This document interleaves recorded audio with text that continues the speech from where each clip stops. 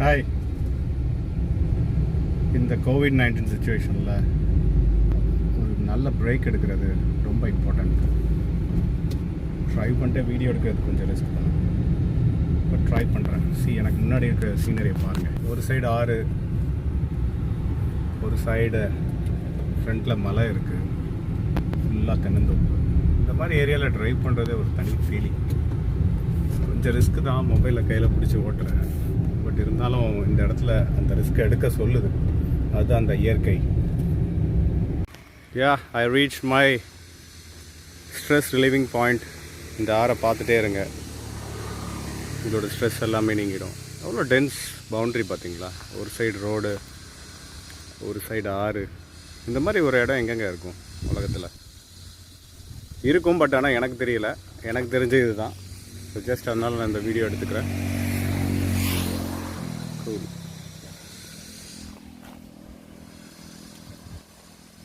எவ்வளோ ஃப்ரீயாக இருக்குது பார்த்தீங்களா? என்ன ஒரு ப்ளசன்ட் விண்ட்.